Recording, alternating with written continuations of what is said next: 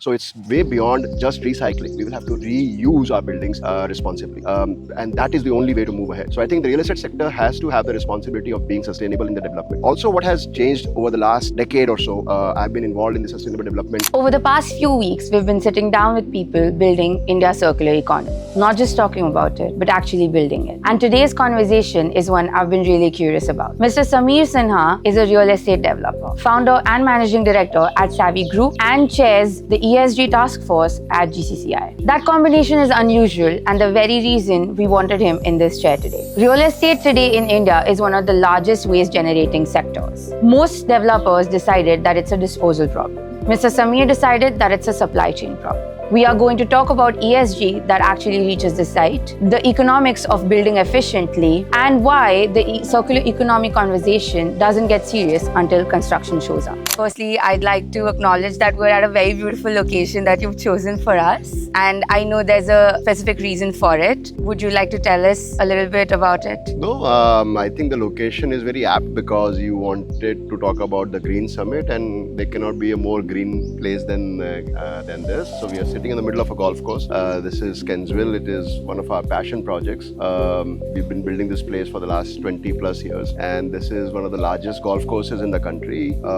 And it is also a very, very green course because we recycle all the water. And this is one of the first projects in Gujarat, actually the first golf course in India that has actually got water credits. So it's a matter of great pride for us that we are sitting on a golf course which is very, very sustainable, eco-friendly, and we have water credits that we can claim for. Tell me, how does a real estate developer end up advocating for a circular economy event like Greens?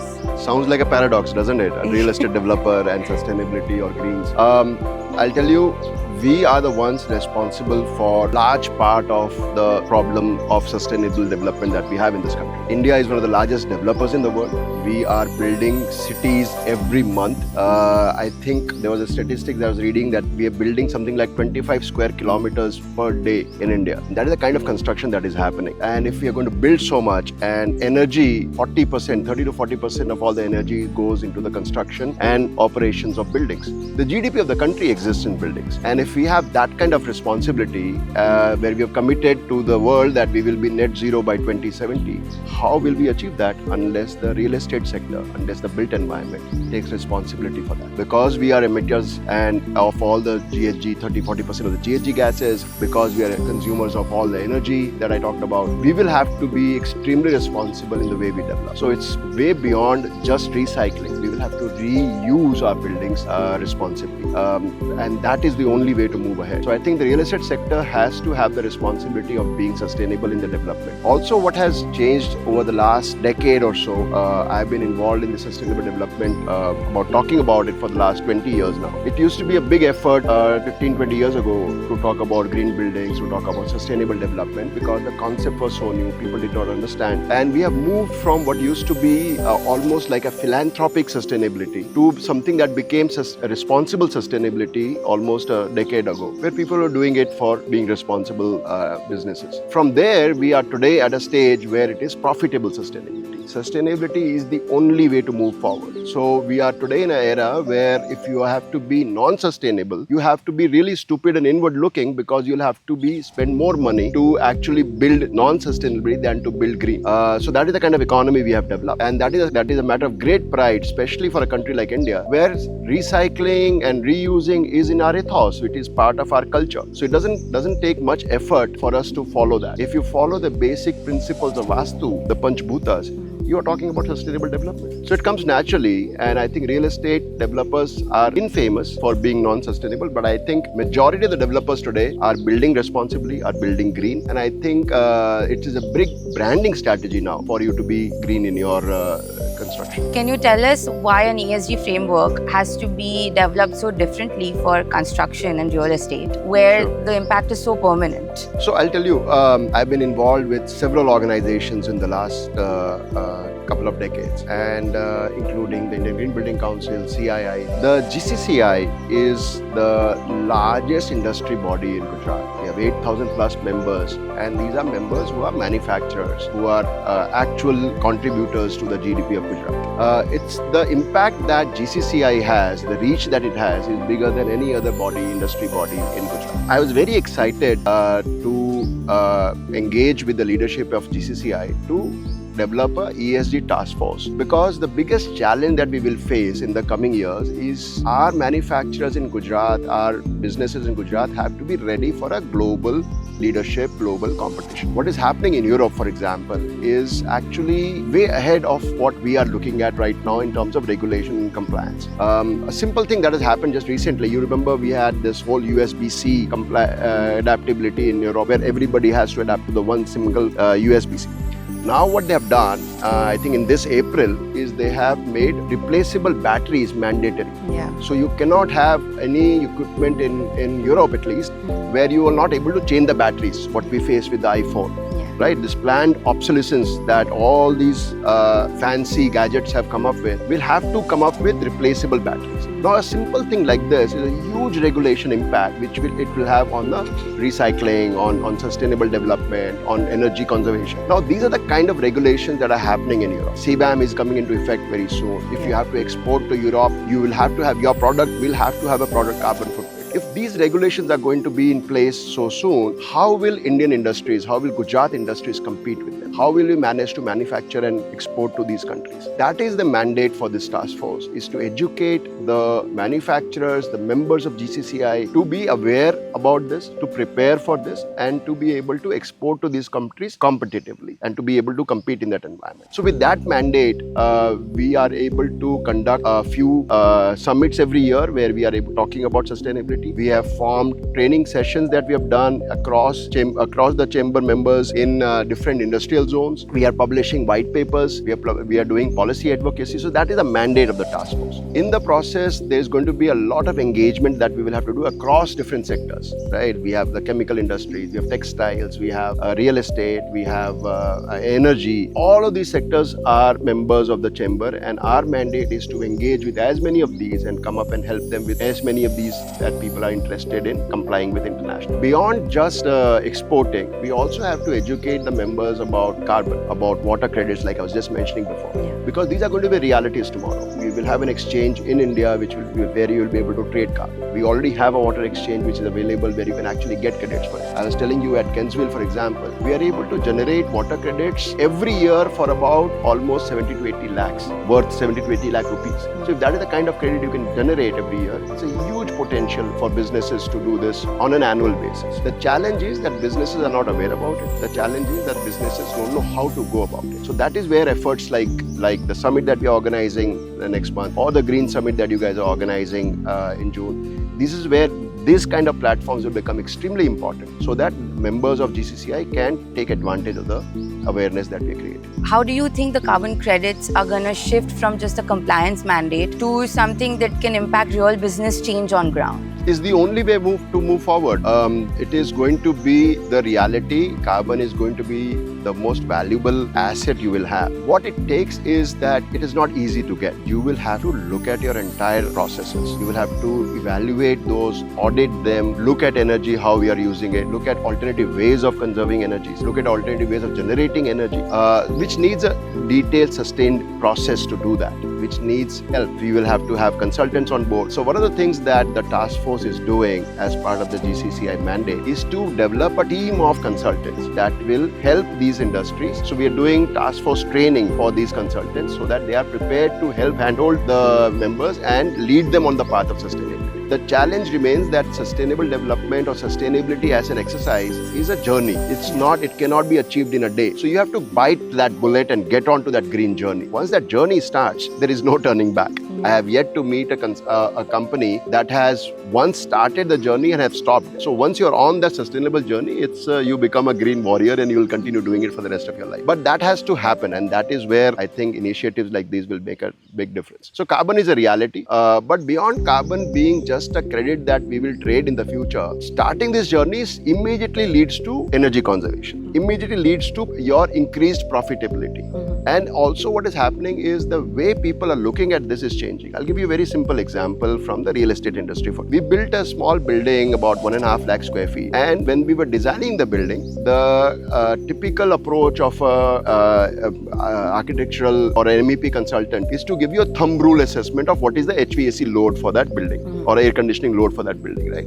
Which is based on a per square feet basis. Typically, consultants look at about 150 to 200 square feet per ton. We have been able to achieve 600 square feet per ton for cooling in that same building. Now, what that means to the layman is that we were able to lower our capex by almost 70%. That is not the biggest advantage. That is just money saved for the developer. Now, imagine the impact of this on the consumer. We have a building called Shapat 5 on SG Highway, which has the Crown Plaza Hotel, if you have seen the building. That's a green building which has similar kind of design. Now, when we send out an invoice for the HVAC every month, we say this is what your HVAC bill for the air conditioning bill for the month is. This is what it would have been had you been in a regular non-green building. And the difference is 30%. Now, if you're saving 30% on your air conditioning cost, which translates to almost 7 to 8 rupees a square feet. On a rental of 70, 80 rupees a square feet, if you're saving 8 rupees, 10% cost is just saved in terms of your air conditioning cost. Yeah. That gives you a 10% higher rental. This is the kind of advantage that is there in every industry if you are sustainable. Right? Every industry saves you money if you have started this exercise of being sustainable. Just in terms of energy cost, the advantage of carbon, the advantage of water, the advantage of waste, all of that is secondary, but that is not the reality of sustainability. So what do you think separates the companies from actually doing it from the companies just performing it? I think it's good that these have become buzzwords. Okay. We've been trying hard for the last 20 years to make these buzzwords. It is fashionable to be green today, thankfully. Yeah. Fortunately, after all these years of effort, it is actually fashionable. I mean, think about any great campaign that has happened. I mean, there used to be the AIDS campaign, for example, many years ago. The no smoking campaign, for example, or the green campaign now. All of this become popular because it became fashionable, because it became popular, and hence it is happening. In the process, is there some greenwashing that happens? Of course it happens. It happens everywhere. I don't believe it's such a bad thing. I believe you are on that journey. Like I said, it's a journey which will start and you will do the right thing eventually because you will see the profit in it. I don't believe anybody does, no businesses will do things for the sake of charity or philanthropy or just being responsible citizens. You will do it only if it makes business sense to you. Of course. So it has to make business sense. So anything that we are talking about, if it does not make business sense, it will not sustain. So that's why I'm saying it is a buzzword because one, people who have done it are becoming global leaders. Even in real estate, people who are practicing green are becoming a brand to be recognized. And hence everybody is talking about it and hence people are following. So you always need a few leaders to kind of take the lead, do the thing that had not been done before and set an example. But they are doing it because it is making business sense. They're not doing it for any other reason. Whether it makes a bigger brand for them, whether it gives them better returns, whether it saves them money, higher rentals, whatever it might be the case. They're doing it for the right business reasons. And because they have set the benchmark now, everybody is following. And today, I think you don't need to really push sustainability. It is becoming something that people want to do on their own. But why do you think a platform like Greens needs to exist? What gap is it filling that we don't have today, right now, in Gujarat or in India? I think there's a huge amount of awareness that we need to create about recycling. Now, what has happened is that we have started looking at recycling as waste recycling. There's a way bigger impact that we need to create where we need to talk about reuse, remanufacture. See, this whole linear economy of, using and disposing has to end. We have to have a circular economy in place because that is the only way we will. This is a mathematical reality. It is a reality which is the kind of consumption and the kind of disposal that we are doing today cannot be sustained. Like I was saying, if you're building 15 square kilometers every day, how can we go on doing it linearly? Yeah. Right? We have to think about circular economy. We'll have to make that a reality. So if that has to happen, events like this is critical. My suggestion to you is to make this as holistic and as inclusive as possible. It cannot be kept about recycling. We have to talk about repurpose, reuse. Another example that I want to give you is there is a company in Bangalore which used to be an HR company. Now their purpose was to hire people for all the GCCs. So the mandate was, okay, let's go and hire 400 people for Wipro, for example. And from there they started saying, okay, if we need to hire 400 people, where am I going to sit them in Bangalore? So they were then given the mandate to go look for space also. So they, from an HR company, they became a space finder for these. So they would hire and then they would find a place for them to work.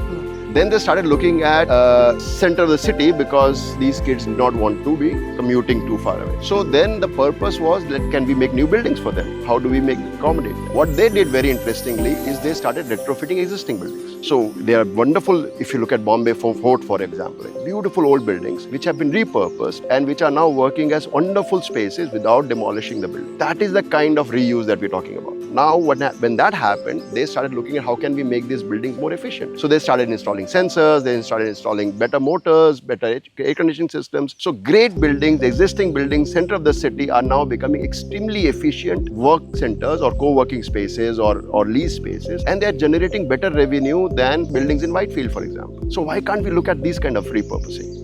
Has to be this kind of case studies have to be examples that we need to talk about in these kind of summits, where we are saying, let us not look at only building new buildings and only look at construction and demolition waste or only look at recycling existing equipment. Let's look at repurposing them. Like I just gave you the Europe example, replaceable batteries. iPhones have to be dismantled and destroyed in 5 years. Why? Why can't we replace the batteries and make them live longer? So those are the kind of things that we should be giving examples of or making case studies of or showcasing so that people get aware about this, and this becomes, like you said, a buzzword that people want to live. Talking about potential, who are the potential people that should be visiting Greens? Everybody. We have a project of 400 apartments, and we, about 15 years ago, we wanted, Ahmedabad Municipal Corporation has made waste segregation mandatory. Yes. Right? How many societies are doing it? What we did was we formed a group of kids in the society and we did a workshop with them. And we said, go talk to your parents about segregating kitchen waste and non-organic waste and put them in separate dustbins. Then we employed a few people and we said, let's go collect all the organic waste every day. We make compost at the site, at the project site, and we make manure in little bags and we sell it back to the residents at 10 rupees a kilo. They're using it for the indoor plants. It's a flourishing idea. We recycle all the other non-organic waste, the plastic, putha, cardboard, all of that. The society generates 40,000 rupees every month only by selling compost to the residents and recycling this waste. Our output to the landfill has gone down by 90%. So this is a great example, and this has been happening for 15 years now. Almost 15 years. Perfect example, perfect ecosystem. Little workshop with the kids. They go around turning the taps and closing them when people are brushing their simple things like this. But it's happening. It's sustainable. It's happening. And why can't we continue to do that? So this is what I'm saying. The Greens kind of summit is for everybody. It's not for the industry practitioners. It's not. The challenge is that we are able to attract. We end up only preaching to the choir because we only attract people who are already in the industry to these kind of summits. We should be able to get the young people, the college kids, the school children, the housewives, the families, and educate them on these kind of things. Because sustainability is not about one person doing it. It has to become a lifestyle. Look at all the countries in Europe that are doing it well. Look at Denmark, look at Norway, look at Sweden. It is a lifestyle for them. You do not practice sustainability as a mandate or as a policy.